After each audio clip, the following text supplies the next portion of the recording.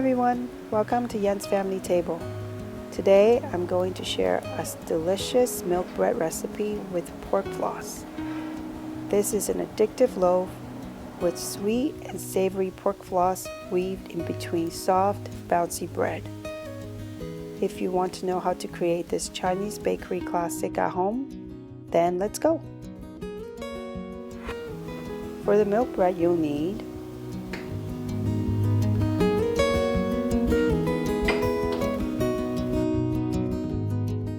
into your mixing bowl, add water or milk, sugar, milk powder,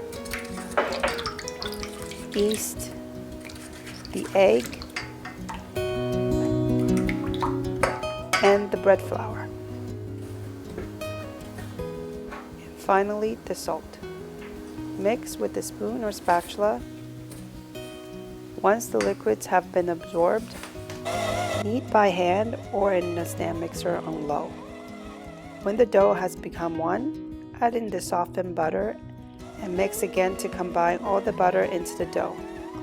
When that's happened, knead on speed 3 for 10 to 15 minutes until you have a very elastic dough with well-developed gluten strands. To test, pull a portion of the dough into a sheet. You should be able to pull it very thin without tearing. Then cover and leave it for its first rising in a warm, humid place. When the dough has more than doubled in size, which can take anywhere between 1 to 2 hours, punch out the air and divide into 2 equal pieces. And shape these pieces into balls. Leave them to rest for 10 minutes. In the meanwhile, let's talk about the pork floss. These are dry pork jerky that has been shredded into floss consistency. It's a popular Asian snack easily found in grocery stores. Savory and sweet, it's really delicious on top of rice congee or bread. To put this loaf together, you also need Japanese kewpie mayo and the green parts of the green onion. Now take out one of the dough ball and roll it into a rectangular shape of approximately 40 by 20 centimeters. This recipe makes 2 loaves that fit into my 8-inch Pullman loaf pan.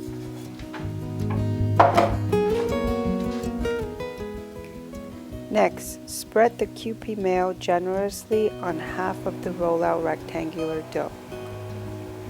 And then sprinkle the pork floss generously on top of that, followed by the chopped green onions. This is the same way we shaped our pumpkin bread with pumpkin filling, so definitely check that out if you're looking for a sweet recipe by clicking on the link above. When the toppings are in place, fold the other side of the dough over top to cover the filling entirely.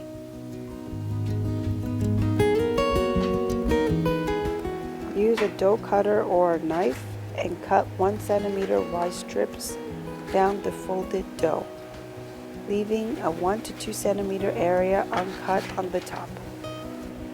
Then take 1 strip at a time, twist it in one direction so that each strip is now a spiral of dough plus dough with filling layered in between.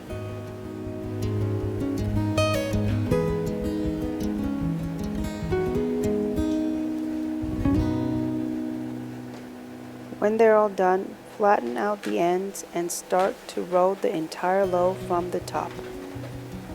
Once you get to the end, leave the loaf on its seams and press to compact the shape. Carefully lift and put this into your loaf pan. Cover and let it rise for the second time.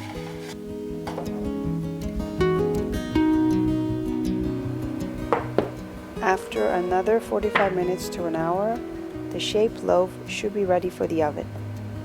Brush with egg wash and sprinkle with sesame seeds, or spread more mayo and pork floss, or even some grated cheese on top before putting it into the oven. Bake at 350 Fahrenheit or 180 centigrade oven for 25 to 30 minutes.